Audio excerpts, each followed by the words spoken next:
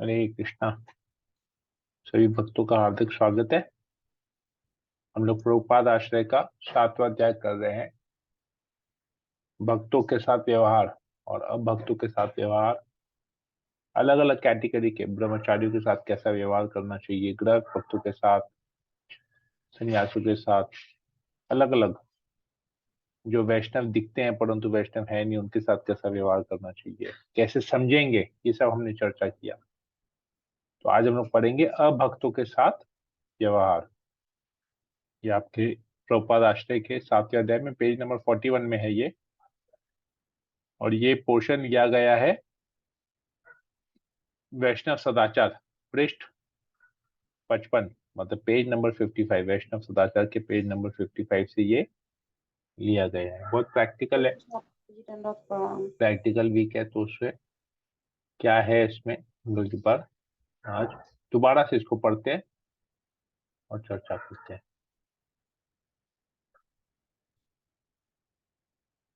Okay, किसी भी अभक्त को चरण स्पर्श न करने दें, परंतु यदि वे बहुत अधिक आग्रह करे और उसे टालने का कोई मार्ग न हो, तो जब वे चरण स्पर्श करें तब पूर्व आचार्य एवं आध्यात्मिक गुरु का स्मरण करते हुए उनका प्रणाम स्वीकार करें एवं प्रतिक्रिया स्वरूप दोनों हाथ जोड़कर प्रणाम करें। तो कभी भी किसी अभक्त को चरण स्पर्श न करने दें, बहुत इंपॉर्टेंट है यहाँ पर ये बात। कैसे पता चले कि वो भक्त है कि अभक्त है? मतलब अभक्त को चरण स्पर्श न करने मतलब कि अभक्त को चरण स्पर्श करने दें। अगर हम भक्त को चरण स्पर्श करने देते हैं तो वो भी प्रॉब्लम है, वो भी तो भक्त है, हम उसको कैसे अपना चरण स्पर्श करने देंगे? हमको सिखाया जाता है कि भक्तों के सेवक बनो, जो भगवान के जो भक्त है उनके सेवक बनो, और ऐसे भक्त अगर हमारे चरण स्पर्श करेंगे तो कैसे चलेगा?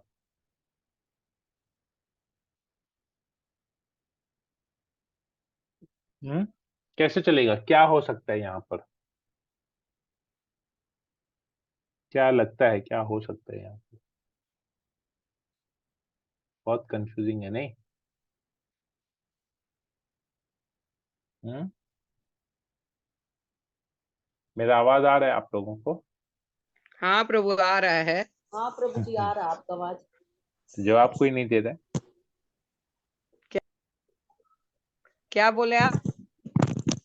बताइए, हमारा आवाज नहीं आ रहा है तो फिर पता नहीं क्या बोले हम। शुरू में नहीं आ रहा था प्रभु जी। हरे कृष्णा। তুমি জামা টামার করে দিও, হ্যাঁ আমি যাচ্ছি ঘরে এবারে ঘুরে।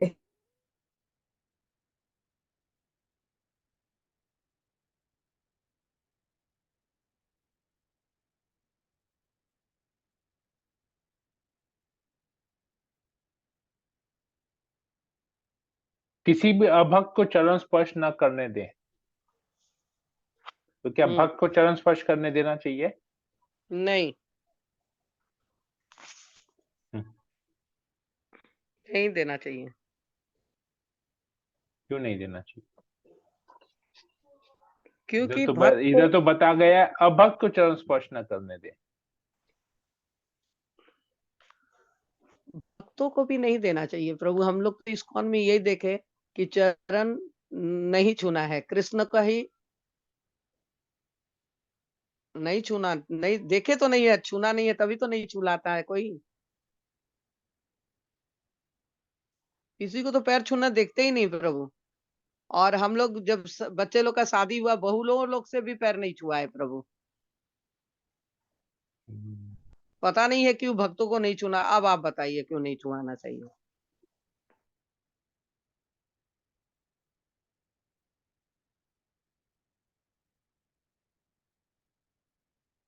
आपका आवाज बंद हो अगर जा रहा भक्त को, मैं तो कुछ बोल नहीं रहा हूँ इसलिए आवाज है। हाँ अभी बोलिए। बोल रहा हूँ। अगर भक्त को आपका चरण स्पर्श करने में खुशी मिलती है तो क्या उसको खुश नहीं करना चाहिए?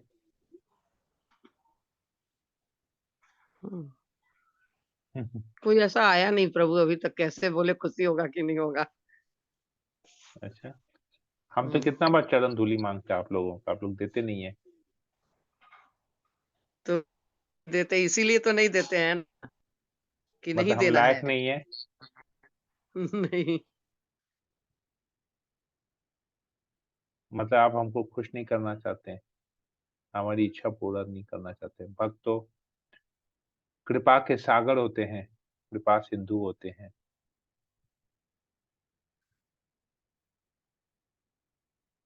ओके, इसके ऊपर फिर आते हैं। अब भक्त को चरण स्पर्श करने नहीं देना, तो पता कैसे चले कि वो भक्त है या अभक्त है? उसके आचरण से पता चलेगा, क्योंकि भक्त कभी भी आके चरण स्पर्श नहीं करेगा। वो चरण स्पर्श करने आया मतलब वो अभक्त है। समझ में आया? आया।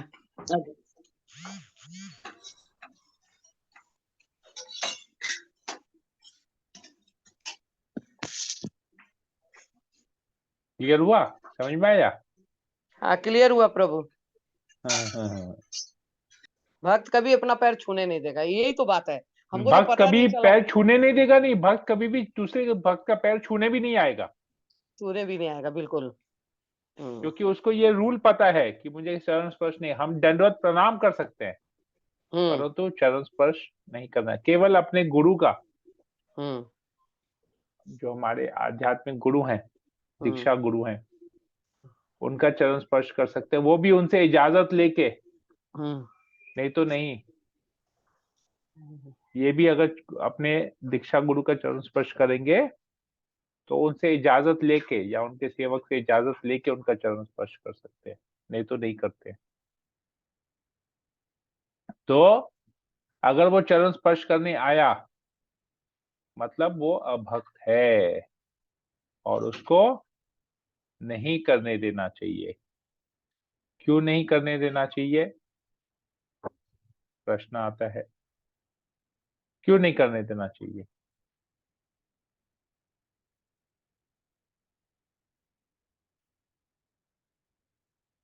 क्योंकि वो अपने को इतना श्रेष्ठ नहीं मानता है, और भगवान का ही पैर छूना चाहिए। भगवान को ही, अरे गुरु गोविंद का ही पैर छूना चाहिए। अरे वो हमारा चरण स्पर्श करने आ रहा है, हमको मना कर देना चाहिए, क्यों? यही तो क्योंकि प्रॉब्लम। आपने, आप तो उल्टा लग रहे हैं, हर सवाल को उल्टा ले रहे हैं।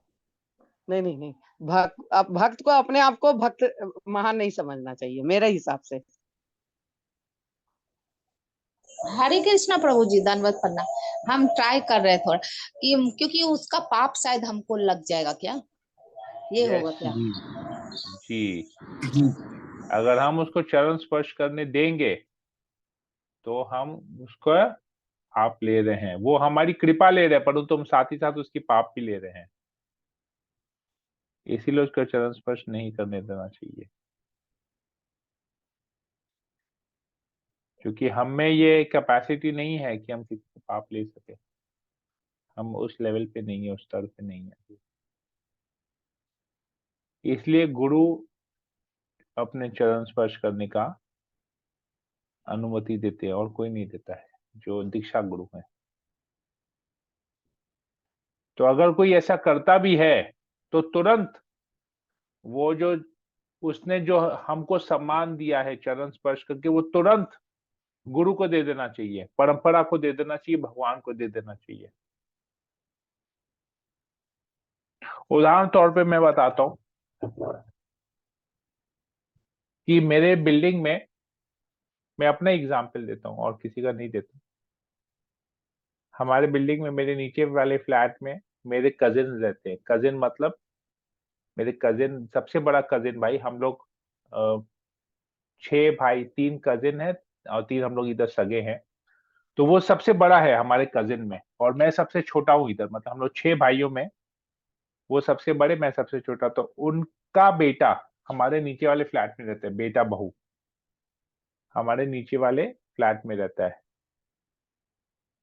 और वो मेरे से करीबन अराउंड 12-13 साल छोटा है। मेरा भतीजा मेरे से 13-14 साल छोटा है, उसकी वाइफ है। तो उसकी वाइफ, अब जब नीचे ऊपर करते हैं कभी कभी, तो उसकी वाइफ मिलती है मुझे और मेरे चरण छूती है। जैसे हम में होता है कि हम लोग बड़ों के पैर छूते हैं, आदर देते हैं, सम्मान देते हैं, तो मेरा पैर छूती है। चाचू, मेरे कैसे पैर छुए, चाचू कैसे आप, ऐसे करके मेरे से मेरा पैर छूती है, तो मैं तुरंत उसको बोलता हूँ हरे कृष्णा। वो भी मुझे बोलते हैं हरे कृष्ण चाचू कैसे है, और पैर छूती है, मैं भी उसको तो हरे कृष्णा बोल देता हूँ। ऐसे मतलब मैं तुरंत उस हरे कृष्ण माध्यम से मैं तुरंत वो जो रिस्पेक्ट वो मेरे को दे रही है, हम्म हालांकि वो भौतिक दृष्टि से, क्योंकि मैं उसका चाचा हूँ इसलिए मुझे रिस्पेक्ट दे रही है, हम्म। परंतु मैं तुरंत उसको, परंपरा कृष्ण। को, भगवान को समर्पण कर देता हूँ। हम्म। हाँ, ठीक है, तो ठीक है। ये एक तरीका होता है इसको करने का। तो वो तो चलिए घर वाले हैं तो ठीक है, बाहर वाले लोग भी मैं जानता हूँ ऐसे बहुत बहुत लोग। मैं काफी सालों से मैं अलग अलग जगह क्लास करने जाता हूँ, पहले भी जाता था, नए नए लोगों के बीच में, मतलब नए लोगों के बीच में इन द सेंस कि वो लोग मुझे जानते हैं सालों से, मतलब बुजुर्ग है, मैं उनके सामने पला बड़ा हुआ, परंतु उनके बीच में व्यास आसन पे बैठ के कृष्ण कथा करता हूँ, कीर्तन करता हूँ, तो उनको लगता है कि मैं बहुत ऊंचे स्तर पे हूँ, और उन लोगों ने मेरे में परिवर्तन देखा, कृष्ण कथा करते हुए देखा है उन लोगों ने, तो वो लोग, मैं जब ऐसे ऐसे नए नए जगहों पे जाता हूँ तो वो लोग आते हैं वहां पर गेस्ट के रूप में, तो वो लोग मेरा चरण स्पर्श करने के लिए आते हैं। मतलब सोचिए मैं उनके सामने पला बड़ा हुआ, तब 50 60 70 साल के लोग आते हैं मेरा चरण स्पर्श करने के लिए, मुझसे आशीर्वाद लेने के लिए। देखिए, तो हम तुरंत उनको ना कर देते, तो हम तुरंत उनका हाथ पकड़ लेते हैं, हम उनका चरण स्पर्श करते हैं कि आप लोग बड़े बुजुर्ग हैं, आज मैं जो भी हूँ आप लोगों की कृपा से हूँ, आप लोग आशीर्वाद करते हैं, ऐसे ही मेरे ऊपर आशीर्वाद बनाइए। भगवान का तो कृपा है मेरे ऊपर, गुरु का कृपा है, पर साथ ही साथ जो ये लोग जो समाज के ठेकेदार हैं, जो बड़े बुजुर्ग हैं, उनकी भी कृपा हमारे ऊपर होनी चाहिए। तो हम उसको ऐसे मना करते हैं। तो ये ऐसे है क्योंकि वो लोग मुझे जानते हैं, तो मैं ऐसे बोल सकता हूँ उनको। बाकी तो बाहर के लोगों में तो मैं देखा नहीं आज तक कोई मतलब ऐसी, क्योंकि परंतु अगर बाहर का लोग भी कोई ऐसा करता है तो हमको दोनों हाथ जोड़ के तो उसको प्रणाम करना चाहिए। उसको स्वीकार करते हैं, लेकिन संग साथ ही साथ उसको अपने परंपरा को अर्पण कर देना चाहिए। हमारी योग्यता नहीं, हमारी योग्यता जो है गुरु और गोविंद की कृपा से ही हमारी योग्यता है, इसके अलावा हमारी कोई योग्यता नहीं है। तो दो प्रकार के भक्त होते हैं। निरपराध व्यक्तियों का शुभ चिंतक होना चाहिए, आदर पूर्वक उन्हें अधिक ज्ञान देने का प्रयत्न करना चाहिए, उन्हें अपने आध्यात्मिक गुरु का संग प्राप्त करवाएं, परंतु उन्हें आनंद देने वाली भौतिक क्रियाओं में संलग्न होकर उनका संग न लें। तो जब हम प्रचार करते हैं तो बहुत सारे भौतिकवादी लोगों के बीच में जाके हमको प्रचार करना पड़ता है, जो इंटरेस्ट दिखाते हैं भक्ति के मार्ग में चलने के लिए, साधक जब इंटरेस्ट दिखाते हैं तो उनको हमको उचित ज्ञान देना चाहिए, उनको अपने गुरु से मिलाना चाहिए। परंतु वो जिस चीज में आनंद प्राप्त करते हैं, जिस भौतिक सुख में वो लोग आनंद प्राप्त करते हैं, जिस प्रकार का भौतिकवादी कीर्तन भजन वो लोग करते हैं, उसमें हमको पार्टिसिपेट नहीं करना चाहिए। ये डिस्टेंस हमको बना के रखना है। उनको अपने में शामिल करना है, लेकिन स्वयं उनमें शामिल नहीं होना है। बहुत बार सोशल रिस्पॉन्सिबिलिटीज होते हैं हमारे, तो हम उस लेवल पे थोड़ा देर जाके 5-10 मिनट उनके पास जा सकते हैं, परंतु वहां पर जाके टाइम पास नहीं करना चाहिए उनके साथ। बहुत केयरफुल होना चाहिए यहाँ पर। नास्तिकों को हमें टालना चाहिए, जो भगवान पर विश्वास नहीं करते हैं उनको टाल देना चाहिए। उनको भगवान के बारे में उनके बीच में बात भी नहीं करनी चाहिए, उनको उपदेश नहीं देना चाहिए, क्योंकि वो लोग नास्तिक है, भगवान के अस्तित्व को ही नकारते हैं। तो ऐसे अपराधियों के बीच में, लोग तो अपराधी हैं, तो ऐसे इन लोगों के बीच में तो प्रचार एकदम ही नहीं करना चाहिए, क्योंकि उल्टा वो हमको प्रचार करने लगेंगे और भगवान के बारे में अपशब्द कहेंगे और अपराध होगा। इसलिए वैसे लोगों को हमको प्रचार करना, वैसे लोगों का संग भी नहीं करना चाहिए। प्रचार तो दूर की बात है, संग भी नहीं करना चाहिए। अभक्तों से व्यवहार। यदि अभक्त व्यक्ति हमारा मित्र है तो हाथ जोड़कर हरे कृष्णा हो कह सकते हैं। जैसे हम देखते हैं हमारे बहुत सारे मित्र हैं, मेरे अभी बहुत सारे कॉलेज स्कूल टाइम के, कॉलेज टाइम के, मार्केट के फ्रेंड्स हैं, तो मैं हाथ नहीं मिलाता मैं सबसे, वो लोग आके मुझे हरे कृष्णा बोलते हैं। ठीक है, मतलब उनको अभी आदत है। शुरू शुरू में मैं बोलता था तो लोग बोलते अरे हरे कृष्णा अपने पास ही रखो, तो लेकिन अभी वो लोग स्वयं हरे कृष्णा बोलते हैं। ठीक है, समय के अनुसार परिवर्तन आ जाता है सब में। यदि अभक्त व्यक्ति वरिष्ठ संबंधी हो तो हमें हरे कृष्णा कहकर झुककर नमस्कार कर सकते हैं। तो हम, अगर वो संबंधी है, वरिष्ठ मतलब हमारे सीनियर है, तो हमको उनके सामने झुकना चाहिए। जैसे कि मैंने कहा था, बड़े बुजुर्गों की आशीर्वाद लेने के लिए झुकना चाहिए, भले उनका आशीर्वाद भौतिकवादी हो या कुछ भी हो, परंतु हमको उनके ऊपर झुकना चाहिए, उनको सम्मान देना चाहिए बेसिकली। ऐसा नहीं लगना चाहिए अब हम तो वैष्णव है, हम तो भक्त बन गए हैं, वो तो अभक्त है, मांस मछली खाता है, ये करता है वो करता है, तो हम उसके सामने क्यों झुके। नहीं, ऐसा नहीं है। सम्मान पाने के लिए सम्मान देना पड़ता है, ये हमेशा याद रखिएगा। और हमको तो वैसे भी कभी सम्मान की आशा करनी भी नहीं चाहिए, क्योंकि चैतन्य महाप्रभु कहते हैं सम्मान की आशा मत करो, परंतु सबका सम्मान करो। अमान ही न मान देना, कीर्तन्य सदा हरि। अमान ही न, मान की अपेक्षा मत करो, मान देना, सबको मान दो, तभी हम कीर्तनीय सदा हरि, सदा हरि का कीर्तन कर पाएंगे। क्योंकि तब हम किसी तरह से किसी से आशा नहीं रखेंगे कोई हमको मान देगा, इज्जत देगा, प्रतिष्ठा देगा, तो हमको इसकी जरूरत ही नहीं है। क्योंकि सबसे ज्यादा प्रॉब्लम आप देखेंगे आता है जब हमको कोई इज्जत नहीं देता है, मान प्रतिष्ठा कुछ चोट पहुंचाता है, ठेस पहुंचाता है, तो हम उसे नाता तोड़ लेते हैं। जब मान प्रतिष्ठा की अपेक्षा ही नहीं करेंगे तो दुख भी नहीं होगा, ठेस भी नहीं पहुंचेगी, नाराज भी नहीं होंगे, क्योंकि ये सब मान प्रतिष्ठा शारीरिक स्तर पे, भौतिक स्तर पे है, देहात्म बुद्धि का काम है। तो झुककर नमस्कार करना चाहिए। विनम्रता, हमें विनम्रता होनी चाहिए, तभी हम नमस्कार कर पाएंगे, झुकेंगे। तो विनम्रता बहुत बड़ा गुण है जो हमें अपने आप में डेवलप करना चाहिए। यदि हमारे समक्ष कोई व्यक्ति गुरु, वैष्णव अथवा शास्त्रों के विरोध में कुछ कहे तो हमें उस व्यक्ति को शांतिपूर्वक तथा विस्तार से प्रमाण देकर संतुष्ट करना चाहिए।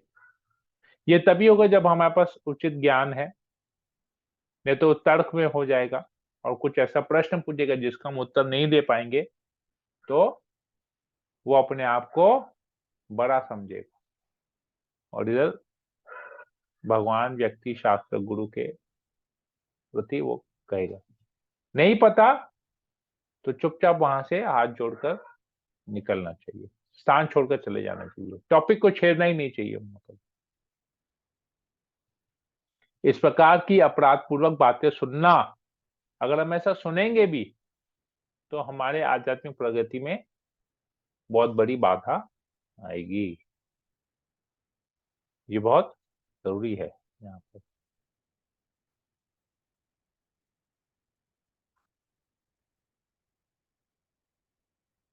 ठीक है, आगे करना है क्या, असत्संग त्याग, या कल करें? कोई अभी प्रश्न उत्तर ले लेते हैं। हरे कृष्णा। ओके, किसी को कोई प्रश्न है या कमेंट है तो ले सकते हैं।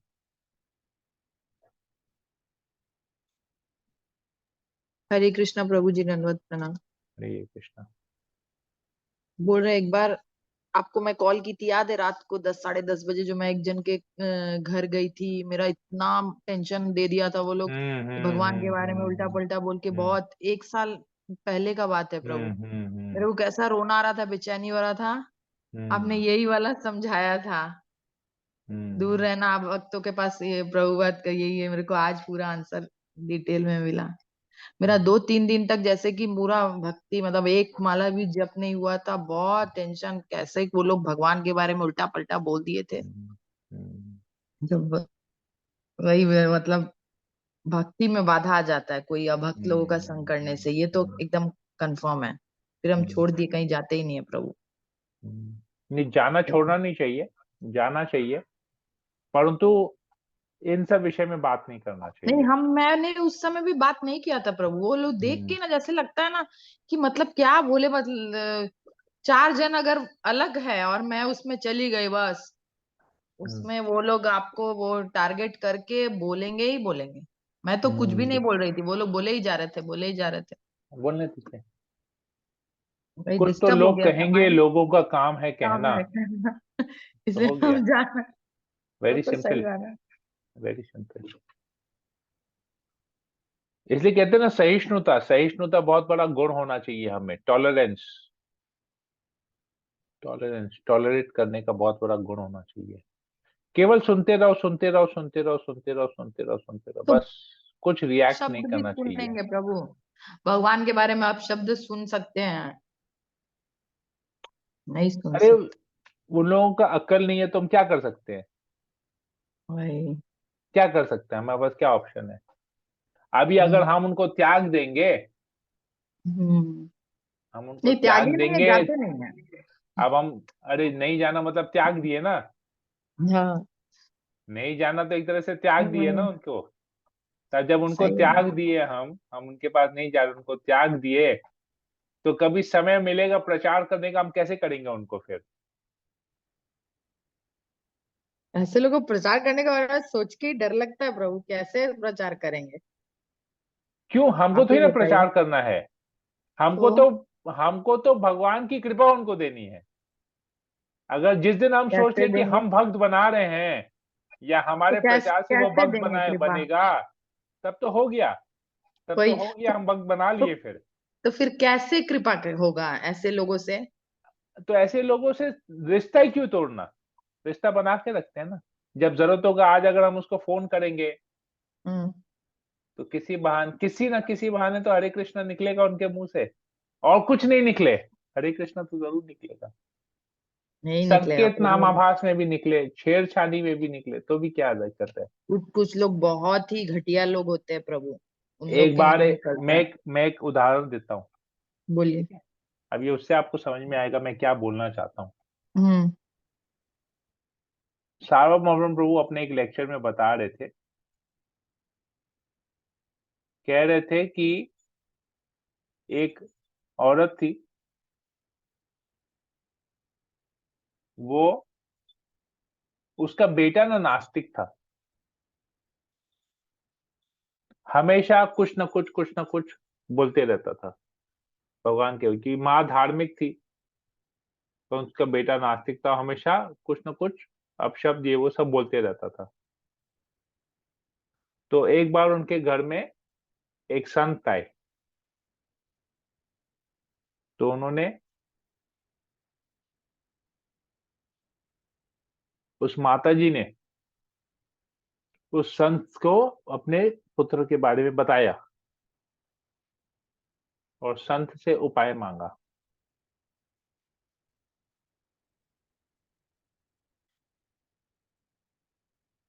तो संत ने उसको बोला, माता श्री को बोला कि इसको तुम बोलो हरी मिर्च लेके आने के लिए,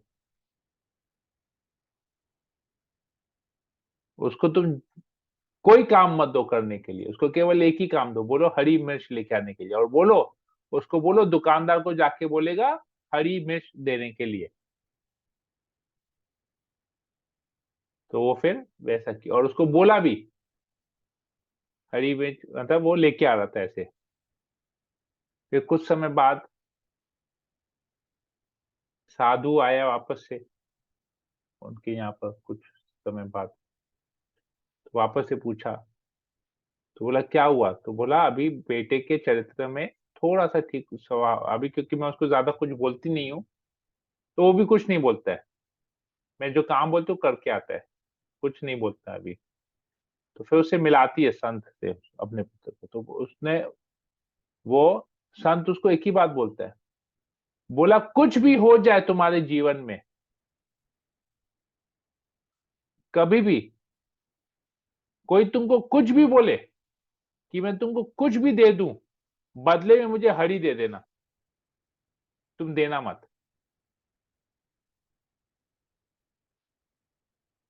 समझ में आया क्या बोल रहा हूं? ये बोलता था हरी मिर्च देना, 100 ग्राम हरी मिर्च देना, आधा किलो हरी मिर्च देना। तो संत ने उसको बोला चाहे आपको जीवन में कुछ भी हो जाए, तुमको कुछ भी मिले, कोई तुमको कुछ भी ऑफर करे और बोले बदले में हरी दे दो, तो तुम उसको मत देना। तो उस व्यक्ति की मृत्यु हो गई, तो वो चित्रगुप्त और यमराज के पास खड़ा था, तो चित्रगुप्त उसका पूरा खाता निकाला, अरे ये तो नास्तिक है, ये ऐसे ऐसे इसकी बात धार्मिक थी, ये ऐसे ऐसे गालियां देता था, ये करता था वो करता था, ये सब करते करते करते करते आया, फिर तुरंत उसने यमराज के कान में बोला, बोला प्रभु पाप का तो गणना कर लिया, लेकिन ना इसके खाते में हरि का नाम भी है, इसको तो सजा नहीं दे सकते, इसको तो भगवत धाम भेजना पड़ेगा, तो हरि का नाम लिया है, तो लेकिन पापों का लिस्ट बहुत लंबा है, हरि का नाम बहुत कम है, तो किसी तरह इसको बहला फुसला के इसको बोलते हैं हरि का नाम छोड़ दो, हरि छोड़ जाओ यहाँ पर हमारे पास, और इसको स्वर्ग का ऑफर करते हैं, तो स्वर्ग में कुछ टाइम भोगेगा, फिर नरक में जाएगा, नरक का तो बहुत लाइफ टाइम है, क्योंकि बहुत पाप किया है, नास्तिक है, नास्तिक था। तो उसको यमराज ने बैठाया, स्वर्ग का एक ट्रेलर दिखाया कि इधर क्या क्या बेनिफिट मिलेगा, ये वो सब कुछ। तो बोला आप मेरे को क्यों दिखा रहे ये सब, तो बोलते हैं ये मैं तुमको तभी दूंगा जब तुम हरी मुझे दे दोगे, डील करते हैं। तब उसको याद आया कि उस संत ने उसको बोला था कुछ भी हो जाए, कुछ भी तुमको बोले हरी मत छोड़ना, तो वो बोला नहीं, ये तो मान वाली नहीं चलेगा। तब उसको पता चला कि वो हरि, तो ये क्या हो, कैसे हुआ, उसको भगवत धाम भेज दिया गया, तो ये कैसे हुआ, संत की कृपा से हुआ ना। उसने क्या बोला, हरी, हरी मिर्च, हरी तो आया ना उसमें, अब वो चाहे वो हरी मिर्च को ग्रीन मिर्चा समझ के बोला हो, ग्रीन चिली, लेकिन हरी तो हरी होता है। तो समझ में आया मैं क्या बोल रहा हूँ? जी प्रभु जी, जी प्रभु जी, हरि बोल। कृष्ण तो कृष्ण ही है, अब चाहे कृष्णा बोलो, चाहे कृष्ण बोलो, चाहे हरे कृष्ण बोलो, कृष्ण तो कृष्ण ही है, ठीक है। हरे कृष्णा प्रभु जी बोल रहे हैं। उस दिन आप बोले थे ना वो जिसके घर गए थे, फिर एक दिन जाना था, मतलब वही कपड़ा उपड़ा का कुछ था, तो गए तो रामदेव बाबा का जो बोल रही थी, तो हम इस बार गए तो हम आप बोले ना कि सबसे इतना दूरी नहीं हटना चाहिए, लेकिन हमको अच्छा नहीं लग रहा था, फिर भी हम बोले ठीक है, तब ठीक ही बोले जाना चाहिए। तो गए तो हम बोले कि कैसे, बोले हम बोले हरे कृष्णा, तो बोले हरे कृष्णा बोलिए हमको, फिर दोबारा फिर बोली चाय बनाने लगे, बोले चाय पी लो, हम बोले ना ना हम चाय नहीं पीते। क्यों, चाय में क्या बुराई है, हम बोला नहीं हम चाय नहीं पीते। जो हम बोलने लगी, चला दी तुरंत टीवी चला दी, बोले रामदेव बाबा क्या क्या किया है, हम लोग ने ये तो सही ही बोले, कितना लोग का बीमारी ठीक हो गया, तो वो थोड़ा डिप्रेशन में रहती है, तो हम बोले ये तो सही, मेरा भी तबीयत खराब था, लेकिन ठीक है अपना अपना रास्ता, लेकिन हमको तो इसमें जुड़ गए हैं, भागवत गीता ये सब से बहुत आराम हुआ है हमको, मैंने बहुत अच्छा लगता है, हम लोग का मन में बहुत पॉजिटिव एनर्जी आता है। तो बोले हाँ वो तो ठीक ही बोले, तो चाय नहीं पी रहे थे, ओ अभी आप लोग रासलीला कर रहे हैं ना, कृष्णा का रासलीला ऐसे कर रही, बोले ऐसे मत बोले, कृष्णा के साथ आप एक बार जुड़ के तो देखिए। बोले हाँ अभी तो जा रहे बोले हैं हम हाँ दिन। कृष्ण का रासलीला कर रहे हैं, कृष्ण के रासलीला में इतना रस है कि उसमें चाय का रस फेल हो गया। हाँ वही बोले कि चाय का रस फेल हो गया, फीका पड़ गया, चाय फीका पड़ गया। हाँ, तो वही एक जन उसके घर में काम वाली थी, वो कर रही थी, बोले क्यों भाभी चाय पीने में क्या बुरा है, हम बोले बुराई नहीं है, बस हम लोग को लगता है कि अगर इसके कारण हम कृष्ण से दूर हो जाएंगे तो हमको ये सब नहीं चाहिए, नहीं हमको नहीं नहीं, अच्छा कभी लगता मत है। बोलिए। हाँ हमको तो कोई बोलता ना आप चाय क्यों नहीं पीते हैं, हम तो बोलते हैं पहले हम चाय पीते थे, लेकिन चाय पीने से ना हमारा भूख मरने लगा, हम खाना ओह, खाना कम कर दिया, हमारा तबीयत खराब होने लगा, इसलिए हमको डॉक्टर ने बोला चाय छोड़ दो, हम चाय छोड़ दिए। अब शरीर देखेंगे ना चाय देखेंगे, हाँ तो फिर हम तो ये वो बोलते हैं। और कुछ बोलने का जरूरत नहीं है। हाँ तो फिर वो लहसुन प्याज लेकर भी बोली, बोले रामदेव बाबा तो हाँ, बोलते हैं अमृत है, हम बोले नहीं ठीक ही बोले, वो तो बोला आयुर्वेद। लहसुन लहसुन प्याज खाने से हमको एसिडिटी होता है, हम क्या करेंगे, जो खाते हैं पूरा छाती जलन होने ये लगता बात है, तो नहीं, इसलिए हम यही बात लहसुन प्याज नहीं तो खाते हैं, क्या हम करेंगे, तो अभी आप ही कोई उपाय बताइए कि हाँ क्या हाँ उनको खाएं ये बात हम। हम बोले, वो बोले कि लहसुन प्याज बहुत हम तो फायदा है परेशान हो गए इस शरीर से, इतना हाँ सारा कॉम्प्लिकेशन, ना चाय पी पाते हैं, ना कॉफी पी पाते हैं, ना सिगरेट पी पाते हैं, ना शराब पी पाते हैं, ना लहसुन प्याज खा सही है। पाते हैं, ना मांस मच्छी खा पाते हैं। कैसा शरीर हमको भगवान दिया है, ये शरीर लगता है इस जगत का है ही नहीं, ये लगता है आध्यात्मिक जगत का शरीर है, हमको लगता है हम उधर ही चले जाएं वापस, ये जगत हमारे तब रहने के तो लिए नहीं बोलेगा, है। प्रभु जी तब तो बोलेगा आप एक बार रामदेव बाबा का व्यायाम करके देखिए, हमारे साथ देखिए मेरा नहीं नहीं, कितना वो फिट। हमारा शरीर इस जगत का ही नहीं है, ये जगत का ही नहीं है, व्यायाम व्यायाम आयाम व्यायाम क्या करेंगे, जगत का ये शरीर नहीं है, जगत ये आध्यात्मिक जगत, गलती से यहाँ लैंड कर गया हमारा, शायद हमारे जो वैकुंठ का विमान था उसका लगता है पेट्रोल खत्म हो गया, तो यहाँ पर हमको छोड़ दिया, पैराशूट लैंडिंग कर लिए यहाँ पर। ठीक है अब इंतजार कर रहे हैं, वो जैसे वो वाला था, वो पिक्चर था उसका रिमोटवा खो गया था उसका प्लेन का, तो हमको भी लग अच्छा रहा है वो कि हमारा था भी रिमोटवा आ आमिर जाए। आमिर खान वाला। पीके आमिर खान पीके वाला, पीके ठीक है, पीके तो ठीक है बोला पीके। हाँ हमारा हाँ भी हाँ रिमोटवा कहीं खो गया है, रिमोटवा मिल जाएंगे तो हम भी निकल जाएंगे, हो गया, लेकिन क्या उसका दिक्कत है। लेकिन उसका बेटा बहुत आंटी आप क्या क्या करते हैं, आंटी आप भागवत गीता पढ़े, उसमें हम सुनते हैं सब प्रॉब्लम का सोल्यूशन है, हम बोला हाँ एक दिन आओ मेरे पास, और हम आएंगे तो इस बार गीता लेकर आएंगे, तो क्या क्या फास्टिंग उसमें करते मत हैं। बोलिए सब प्रॉब्लम का सोल्यूशन है, बोला उसको पढ़ने से प्रॉब्लम जिंदगी में आता ही नहीं है। वो खुद बोल रहा था, हम सुने कि वो उसको पढ़ने बोले से। वो पढ़ेगा ना तो प्रॉब्लम ही नहीं आएगा, सब प्रॉब्लम अपने आप गायब हो जाएगा, सोल्यूशन तो यही हुआ कि प्रॉब्लम ही हाँ, नहीं आएगा, ना रहेगा उसका बांस ना बेटा बजेगी बांसुरी। हाँ उसका बेटा बहुत इंटरेस्ट है, हम बोला ठीक है एक दिन आओ मेरे घर, तो हम बोला ठीक है, क्योंकि उसका मम्मी तो के सामने कभी नहीं। भी ऐसे लोगों को नहीं बोलना चाहिए कि ये अगरम बगरम बोल लिया, अरे हमारा शरीर को ही सूट नहीं करता, क्या करेंगे। नहीं एकदम सही बोले, अगर इस तरह बोलने एकदम। से हमको बोली, वो हम बोले नहीं मेरा हाँ गैस का प्रॉब्लम होता है ना, देखिए आयुर्वेद में लहसुन प्याज हाँ। को अमृत बोला गया है, लेकिन क्या है ना आदमी लोग तो उसको पका पका के उसका सारा खत्म कर देता है, उसको आपको गैस किसने बोला आयुर्वेद में अमृत, लहसुन प्याज को अमृत बोला गया है। वो नहीं प्रभु जी बोल रहा ना था कि आयुर्वेद, ना ना ना, आयुर्वेद में तो लहसुन प्याज का कोई नामो निशान नहीं है। हम सुने हैं कि वो क्या राहु केतु का एक कोई कहानी बता रहा था, तो आयुर्वेद उसमें में लहसुन हाँ, प्याज का कोई जिक्र ही नहीं है। ओ हम तो वही सुने कि उसका उसमें अमृत है, हाँ तो उसमें हाँ, राहु ना केतु का ना दोष ना ना ना दिया ना ना। था, तो वो लहसुन प्याज वो इसलिए अमृत है लेकिन तामसी नहीं है, नहीं नहीं ये हम नहीं नहीं सुने। नहीं नहीं, लहसुन प्याज में अमृत नहीं है, ओ देखिए आज लहसुन हमको प्याज पता में चला, अमृत हमारा नहीं है, लहसुन प्याज तमोगुण का खाना है, तामसिक भोजन है, अब वो तो इसीलिए खाना, तामसिक भोजन खाएंगे तो चेतना भी तामसिक होगा, सात्विक वो भोजन खाएंगे सात्विक होगा, रजोगुण का भोजन खाएंगे रजोगुण का चेतना होगा, ना वो तो हम तमोगुण का फील कर भोजन रहे खाएंगे हैं, तमोगुण का चेतना होगा। एकदम कोई भी एकदम एकदम feel कर रहे हैं, हाँ जो भी शास्त्र में लिखा गया है, वो सत्वगुण के भोजन के बारे में लिखा गया है, शुद्ध सात्विक भोजन। आप कोई भी शास्त्र खोल लीजिए, चाहे वो आयुर्वेद शास्त्र हो, कोई भी शास्त्र हो, उसमें लिखा रहेगा सात्विक भोजन करना चाहिए।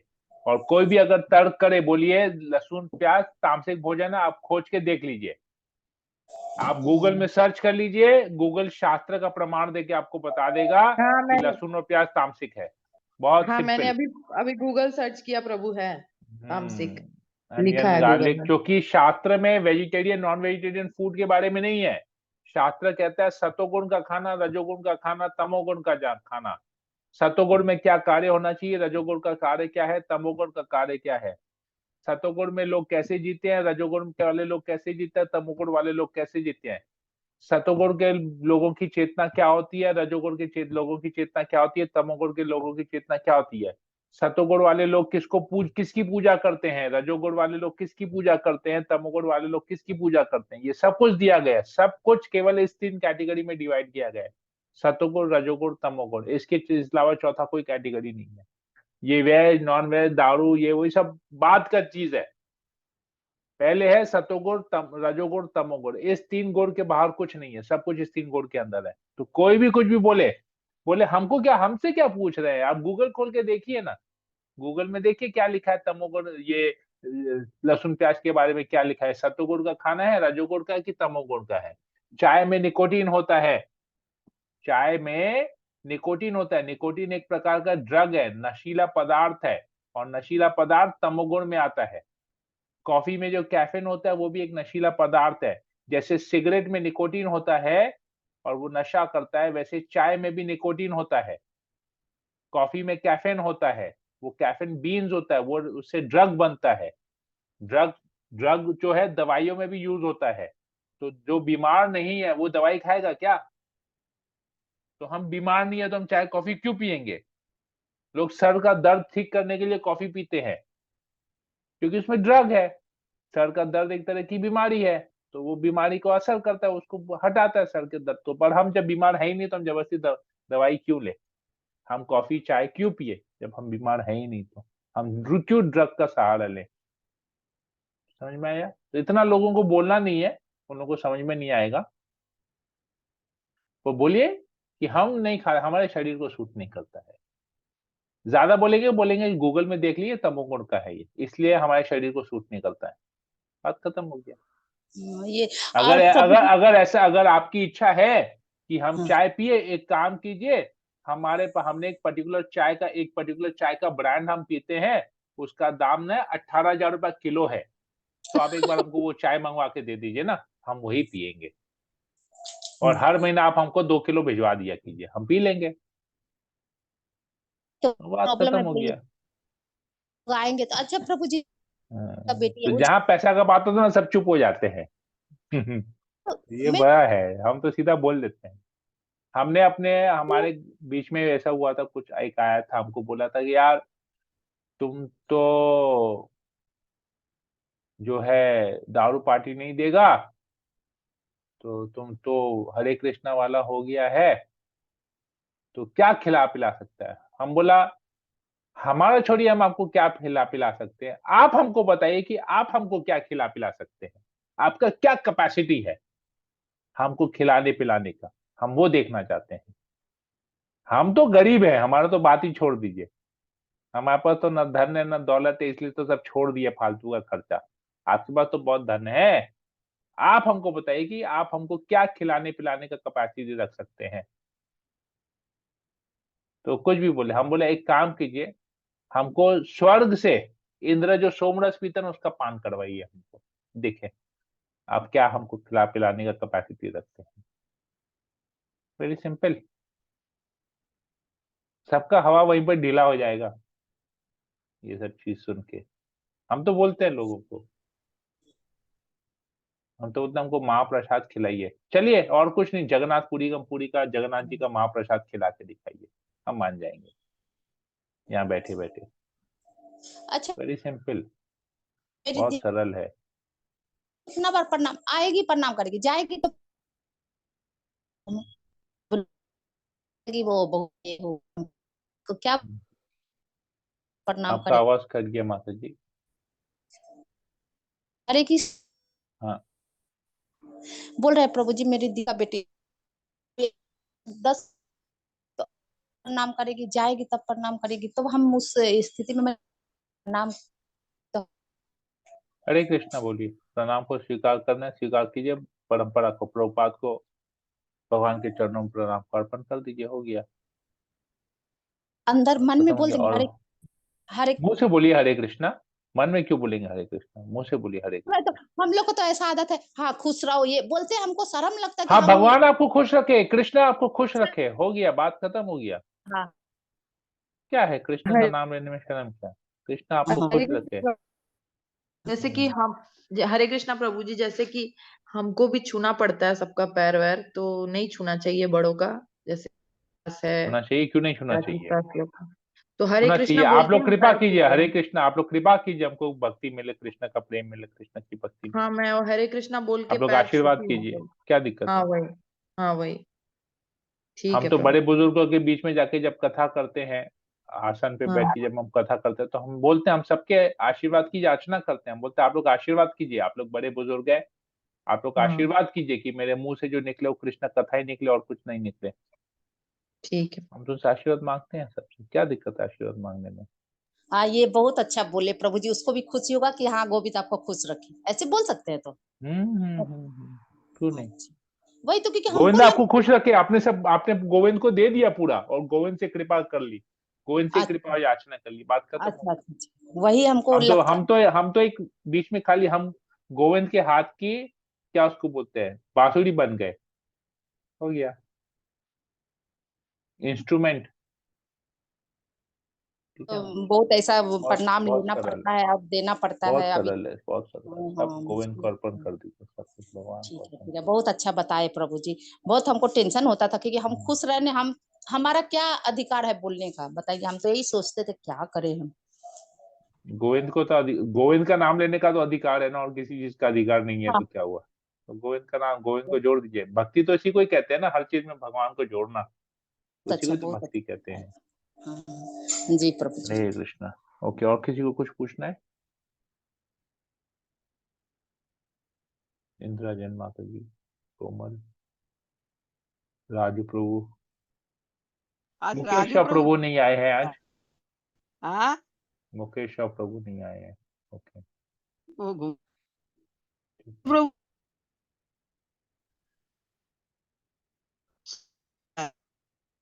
मुझे कुछ सुनाई नहीं दे रहा है। सो ये कृष्णा, हाँ, अपने पास हाँ। नेटवर्क का बहुत प्रॉब्लम लग रहा है, मुझे कुछ सुनाई नहीं दे रहा है। ओके, मैं तो लगता है एक बार डिस्कनेक्ट करके कनेक्ट करना पड़ेगा। हरे कृष्णा।